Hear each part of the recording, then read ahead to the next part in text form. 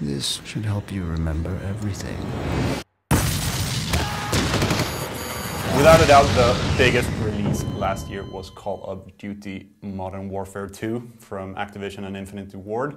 And this year, with all the Infinity Ward problems kind of behind us now, the big release this year for Activision is, of course, Call of Duty Black Ops. This time developed by Treyarch, which they've always been kind of the underdogs when it comes to Call of Duty. But this year, have they managed to actually, I don't know, live up to the expectations that people have now? Yes. Yes, they have. He says with a big smile. Oh, yeah. My main gripe about Call of Duty Modern Warfare 2, it's a fun game. The game action, mechanics, shooting, all that, really great. The story is insultingly bad. The story in Modern Warfare 2 is an incoherent mess that falls completely apart if you give it any amount of thought or analysis.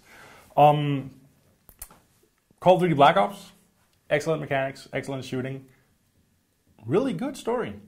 Best story in a Call of Duty game yet. And excellent storytelling.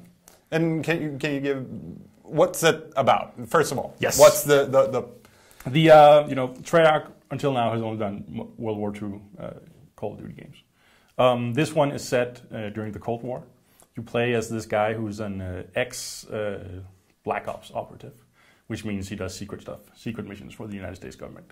The game starts out with him in a chair in an interrogation room being tortured by some unknown entity about, well, we're not really sure from the start of the game. And then each mission plays out as a sort of flashback, a retelling of something he did in the past. He's waiting. Wake up! Where am I? You will answer our question. Who the hell are you? What's your name? Fuck you! Because there's a lot of stuff going on, there's a sort of conspiracy vibe, and there's something wrong. You get that feeling immediately, something's not really what it seems like. And I won't say anything more than that, because the reveal that comes at one point, there will be a reveal, is brilliant. And that's all I'm going to say about it. But the fact that they do these missions sort of as flashbacks gives them an incredible freedom storytelling-wise. Lets them do all sorts of really, really cool stuff. And because it's set in the Cold War and your enemies are Russians mostly, they get to do these enormous, incredible set pieces, sort of like the other Modern Warfare games. But they avoid the James Bond villain-esque type of enemy that annoyed me about the Modern Warfare games. But okay, that's a storyline, which feels weird talking about. We're talking about the Call of Duty game, but obviously it's good. It's very good. Game mechanics wise, it's Call of Duty, which means very linear, very little freedom. You don't really, you have a path that's set in front of you, and you usually follow another guy around who tells you what to do. So in that, it's Call of Duty as we know it. It's just that it's really well done. The action, the pacing, the set pieces, the narrative, the variety of places you go. It's just as heavily scripted as... it's as heavily scripted as all the other Call of Duty games, but it's not really a problem, I think.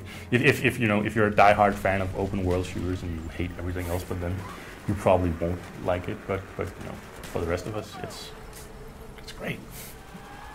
But stuff that Infinity Ward did so well with everything from weapons to controls. How does the Treyarch build upon that foundation? Well, they mostly copy it verbatim. Actually, there's not really. There's some really neat ideas. There's a mission where you start out flying an SR-71 spy plane and direct troops on the ground on this little monitor, and then as they get into combat, the camera zooms down to Earth, and you enter the eyes of one of the soldiers, and then it switches back and does that a couple of times. That's really cool. There's a lot of standing on the back of truck shooting stuff missions as well.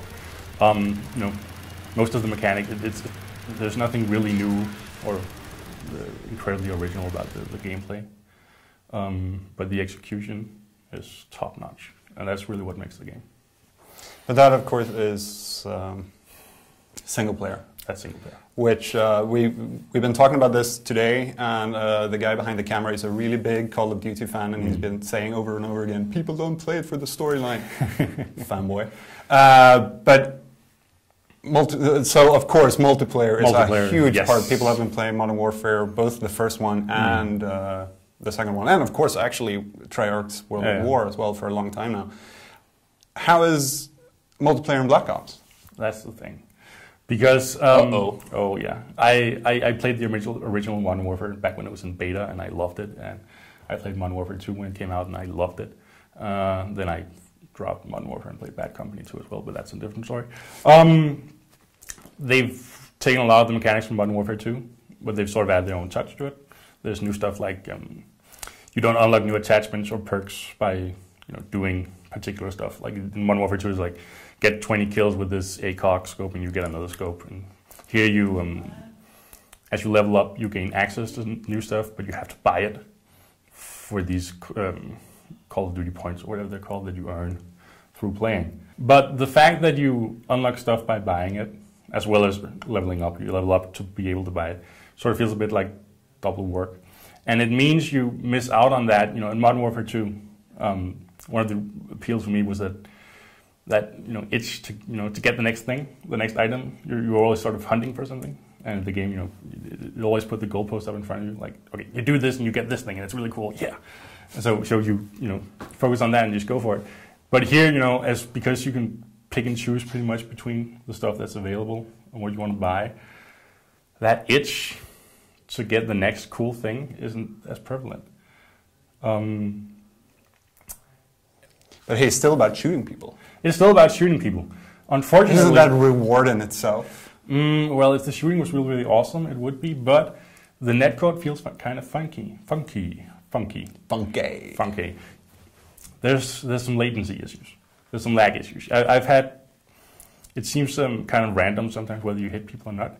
I've hit a guy 6 times in the torso with an assault rifle while he ran up to me and stabbed me, and I think he would fall over and die from that, but he didn't. And I've seen people die in real life. Yeah. And I've seen people die from like 2 submachine gun rounds to the shoulder. I've had headshots that didn't hit the head, and I have shots to the head that weren't counted as headshots. I've ducked behind a corner and then got shot by a guy on the other side of the corner, and on the kill cam afterwards I could see apparently I wasn't behind the corner when he shot at me. So the netcode is a bit iffy. And if you pay close attention to the kill cams, which you always get when you get shot, you'll see some inconsistencies as to what you thought was happening and what the game thought was happening.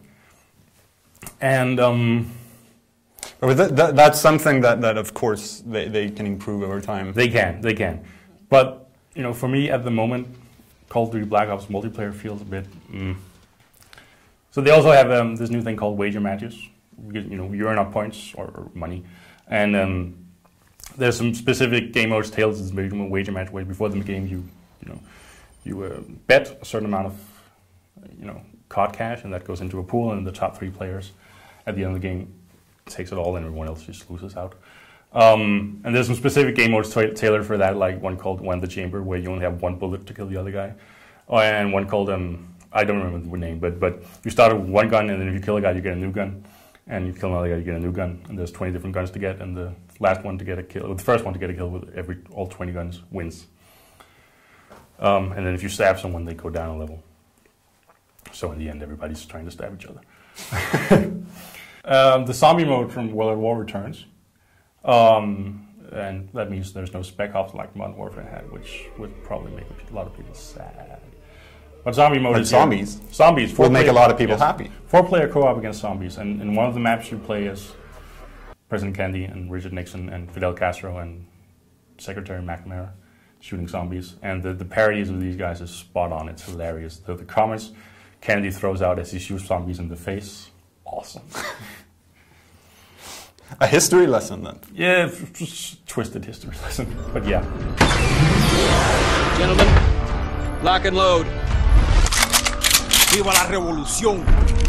Any last words, Mr. President? Yes, Jack. Any superlative words of inspiration for our humble troops? Do not pray for easy lives, my friends. Pray to be stronger men. Many of the issues that are bugging me about right now are technical issues. I think that the basic mechanics, they're pretty solid. Even if I am not completely sold on the cache system, the levels are pretty nice. They're all big and roomy, and they're pretty easy to get a hold of, sort of. But as I was playing, I really felt a lot of the time when I died, it just felt too random, not chaotic and overwhelming as Bad Company might feel, but annoyingly random, and like I didn't feel like I would have done anything different and not died where I died. So I'm not sold on the multiplayer.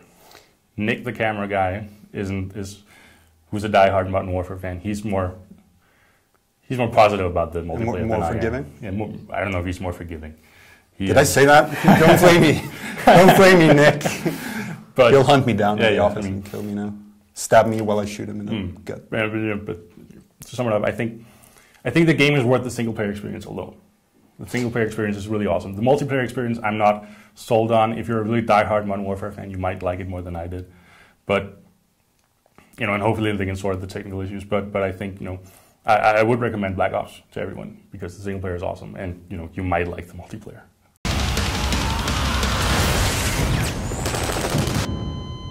We need to bring him back.